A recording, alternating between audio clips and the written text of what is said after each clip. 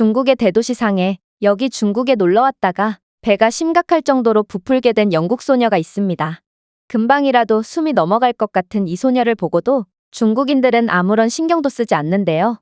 그러나 어떤 한국인 아주머니가 달려오자 벌어진 상황에 그만 눈물바다가 되고 맙니다. 그렇다면 이들에게는 대체 무슨 일이 있었던 것인지 자세한 내용 살펴보도록 하겠습니다. 영국 여성의 사연입니다. 안녕하세요. 저는 영국에서 살고 있는 메간이라고 합니다. 저는 딸 오브리를 홀로 키우고 있는 싱글맘인데 오브리와 만난 건 제 생애 가장 큰 행복이지만 전 남편을 만난 것만큼은 시간을 되돌리고 싶을 정도로 최악의 선택이었죠. 전 남편은 중국인 직장 동료로 그의 적극적인 구애로 만나게 되었는데요. 그의 외모는 전혀 제 스타일이 아니었지만 절대로 남의 눈치를 보지 않는 점과 호탕한 성격이 마음에 들어서 그와 교제하게 된 것입니다. 저는 꽤나 소심했고 남 눈치를 많이 봤던 터라 이상하리만큼 당당했던 전 남편에게 끌렸거든요. 그가 자나깨나 돈 자랑을 한다는 점은 싫었으나 그래도 배우자가 돈이 많아서 나쁠 건 없으니 저는 만족하며 그와 결혼을 하게 되었습니다. 영어가 어눌한 그를 위해 대신 제가 중국어를 배워야 해서 조금 힘들었으나 저는 가족을 위해서라면 그 정도는 감수할 수 있었죠. 그렇게 저희는 딸 오브리를 가지게 되었고 오브리는 어린 시절의 제 모습과 똑같이 생겨서 더욱 사랑스러웠습니다. 하지만 결혼을 하자마자 중국인 남편은 돌변했는데요. 매번 술을 마시고 집에 늦게 들어오기 일쑤였고 제게 걸핏하면 돈을 요구해서 그가 진짜 부자인지도 의구심이 들었습니다. 이렇게 사소한 부분부터 어긋나기 시작하자 제가 마음에 들었던 그의 성격인 호탕하고 남의 눈치를 안 본다는 점도 나쁘게 보이기 시작했는데 그는 산책 중에 갑자기 벤치에 드러눕는다거나 덥다고 배를 까고 다닌다거나 하는 행동을 했거든요. 처음에는 그가 웃기려고 장난을 치는 줄 알았는데 그렇지 않다는 것을 깨닫고는 경악을 금치 못했습니다. 하지만 더 충격적이었던 사실은 그가 저와 결혼한 이유는 바로 영국의 영주권을 취득하기 위해서였다는 점입니다. 그는 배우자 영주권이 나올 때까지만 저와의 관계를 유지하다가 영주권이 나오자 그대로 잠적해버렸는데 나중에 직장 동료가 알려주기로는 그는 원래 애까지 딸린 유부남이었고 중국에 있는 가족들을 영국으로 데려오기 위해 저를 이용했다고 하더군요. 저는 굉장한 충격을 받았고 분해서 눈물까지 났지만 오브리를 위해서 더욱 정신 차리고 살았습니다. 저는 오브리가 아빠 없이 자랐다는 말을 듣지 않도록 정말 사랑을 듬뿍 주면서 키웠죠. 초등학생 딸은 한국을 너무나도 좋아했습니다. 한국 드라마부터 케이팝까지 그녀는 한국만 나왔다 하면 정신을 못 차렸는데요. 저는 TV 속의 한국 연예인들을 보면 중국인 전 남편이 떠올라 고통스러웠고 그래서 딸이 한국을 좋아하지 못하게도 해봤으나 딸의 한국 사랑은 이미 제가 생각했던 것 그 이상이더군요.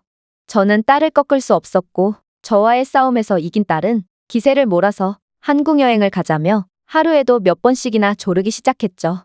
그리고 딸의 친구들은 해외여행을 전부 한 번씩은 가봤다는 이야기까지 들으니 해외여행을 안 갈 수가 없겠더라고요. 하지만 저는 딸과 협상을 해야만 했는데요.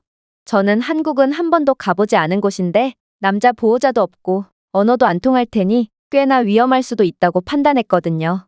심지어 딸은 X형관 무감마 글로불린증이라는 선천적 면역결핍 질환을 앓고 있어서 언제든 응급 상황이 발생할 수 있는 상황이었고 아무래도 저는 중국어를 구사할 수 있으니 중국에 간다면 위급 상황에 더욱 빠르게 대처할 수 있을 거라 판단했습니다. 바로 옆 나라니까 비슷한 문화를 가졌을 것 같기도 했죠. 그래서 저는 딸에게 한국 대신 중국을 가자고 설득했습니다. 물론 딸은 중국은 싫다며 울고불고 떼를 썼지만 제겐 딸의 안전이 최우선이었으므로 이것만큼은 양보할 수가 없더라고요. 그래서 중국을 가는 대신 중국 내에 있는 코리아타운을 꼭 가보는 걸로 협상을 마무리하고 저희는 중국으로 떠나게 되었습니다. 저희는 대도시라 안전하기도 하고 코리아타운도 있는 상해로 떠났는데요. 비행기 안에서 딸은 여전히 뾰루통에 있었지만 막상 중국에 도착하니 나름 첫 해외여행에 설레하는 것 같더군요. 그럴만도 한 게 잘은 모르겠지만 중국은 한국과 비슷한 점이 많은 것 같았어요. 딸은 연신 무언가를 가리켰거든요. 엄마, 저 분식집 한국 브랜드인데 중국에도 있는 거 보세요. 저건 한국의 한복인데 BTS가 입어서 알고 있거든요. 그런데 저걸 왜 중국에서 팔고 있을까요? 딸은 중국에 와서도 연신 한국만 이것을 찾아냈죠. 아마 중국도 한류의 바람이 엄청나게 거센 모양이었습니다. 하지만 중국까지 와서 한국 문화를 즐길 수는 없었기에 저는 딸을 억지로 잡아끌며 중국 고유의 것을 찾아다녀야 했습니다. 그러나 여기가 대체 중국인지 한국인지 죄다 한국과 관련된 것뿐이라 저희는 기껏해야 중국 노점상에서 중국 음식이나 먹어야 했죠.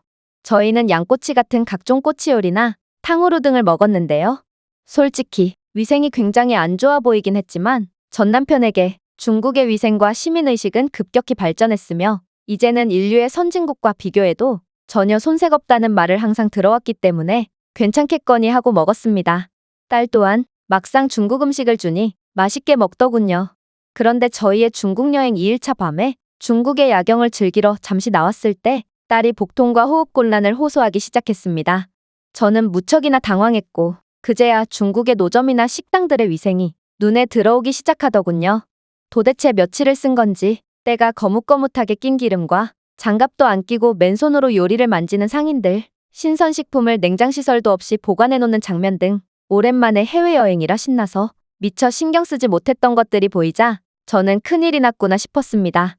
특히나 딸은 면역질환까지 앓고 있었기 때문에 더더욱 그랬죠. 그래서 날이 밝는 대로 병원부터 가기로 했습니다. 하지만 새벽이 되니 오브리는 발작을 하기 시작하더군요. 그녀의 배는 혹처럼 엄청나게 부풀어 올랐고 숨도 제대로 못 쉬기 시작했어요. 이어 개거품을 물며 눈도 제대로 못 떴는데요. 저는 너무나도 놀라서 빠르게 응급실부터 찾기 시작했습니다.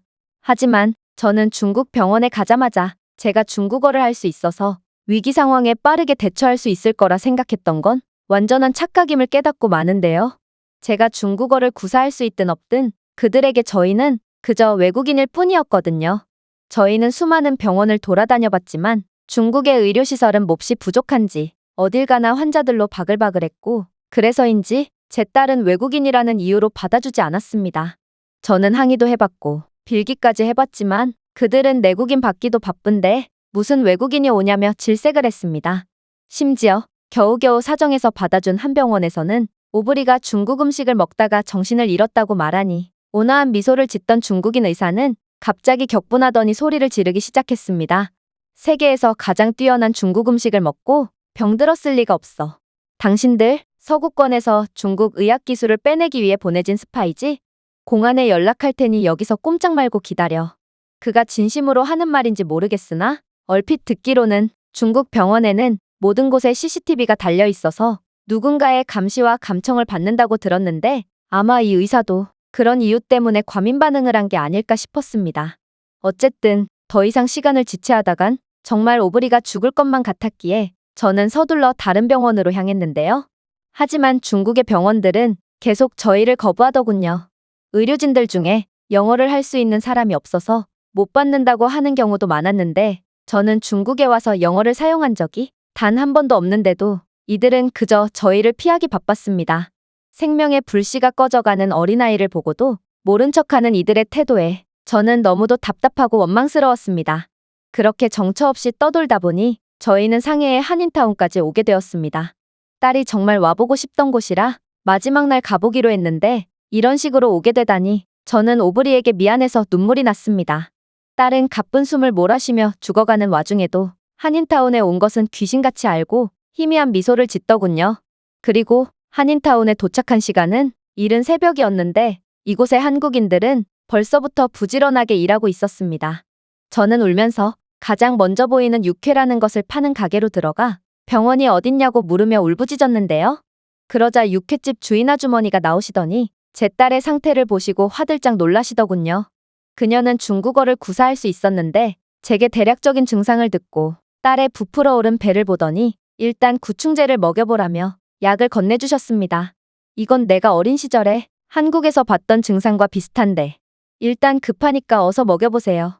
그리고 이 한국인 아주머니는 마치 자신의 일처럼 저희를 도와주기 시작했는데요. 택시를 잡아서 같이 타며 병원으로 향해 주셨는데 어떤 한인병원에 도착하자마자 저보고 택시비는 자신이 낼 테니 어서 아이를 병원으로 데려가라며 재촉하셨습니다. 저는 너무 감사해서 눈물을 머금고 딸을 안고 병원 안으로 달려갔습니다. 무책임한 중국 의료진들과는 달리 한국인 의료진들은 딸을 위해 엄청나게 분주하게 움직여줬는데 그들은 이제는 숨을 쉴 힘조차 남아있지 않아서 축 늘어져 있는 오브리를 신속하게 의사 선생님께 데려가줬고 환자를 보느라 밤을 새웠는지 다크서클이 눈 밑까지 내려와 있는 한국인 의사 선생님은 피곤하실 텐데도 제 딸을 보자마자 빠르게 진료를 봐주셨습니다. 그리고 딸이 앓고 있는 병과 여러 검사를 실시한 한국인 의사는 다행이라는 듯 한숨을 돌리며 입을 떼더군요. 조금이라도 늦었다면 정말 큰일 날 뻔했습니다. 이건 70년대에나 볼 법한 기생회충인데요. 요즘같이 위생의식이 좋아지고 음식 신선에 대한 여러 기술 발달이 된 상황에서는 좀처럼 찾아볼 수 없는 기생충이죠. 아무리 따님이 기생충 감염에 취약한 면역 결핍증을 앓고 있다고 해도 이해가 안 되네요. 도대체 무슨 일이 있었던 겁니까? 저는 중국 길거리에서 이것저것을 먹었다고 했고, 그러자 한국인 의사 선생님은 뻘쭘해하시며 고개를 끄덕이더군요. 뭔가 이상하다 했더니 역시나였군요. 저도 중국에서 일하고 있는 입장이지만 중국에서는 무엇을 상상하시던 그 이상을 볼 수 있으니 항상 각별히 유의하셔야 합니다. 특히 어린아이는 더욱 주의해야 하죠. 따님의 경우에는 원래도 면역력이 안 좋았다고 하니 이런 기생충에 쉽게 감염되었던 것 같습니다. 기생충 약을 빠르게 먹지 않았다면 정말 위험했을 수도 있겠네요. 주사를 맞으면 금방 나을 수 있을 겁니다. 실제로 주사를 맞고 구충약 몇 알을 더 먹은 딸은 상태가 빠르게 좋아지기 시작했고, 저는 금방이라도 죽을 것만 같던 오브리를 구해준 한국인들에게 너무나도 감사했습니다. 진작에 한국에 갔었다면 이런 일을 겪지 않아도 됐을 거라는 생각에 저는 딸에게 너무나도 미안해졌고, 결국 저는 약간의 무리를 하면서까지 한국까지 여행했다가 영국으로 돌아가기로 했는데요. 실제로 가본 한국은 정말 엄청났고 딸보다 오히려 제가 더 즐거운 시간을 보냈던 것 같습니다. 한국인들은 전부 친절했고 아류작 투성이인 중국과는 달리 한국에는 그들만의 명확한 문화가 자리 잡혀 있어서 더욱 감탄했던 것 같네요. 어떻게 이런 나라를 중국과 비슷할 거라고 생각했는지 중국인 전 남편에 대한 증오에 사로잡혀 저는 너무도 큰 실수를 저질렀던 것 같습니다. 이번 여행을 통해 저는 한국에 완전히 반해버렸고 다음 휴가 때는 딸과 함께 한국의 전부를 돌아볼 생각이에요. 이 외국인의 글은 여기까지입니다. 중국 여행 중에 한국인 덕분에 목숨을 건질 수 있었던 영국 가족의 사연이었습니다. 제가 준비해온 내용은 여기까지입니다. 끝까지 시청해주셔서 진심으로 감사드리며 여러분들의 구독과 좋아요, 알림 설정은 영상 제작에 큰 힘이 됩니다. 이상 세모튜브였습니다.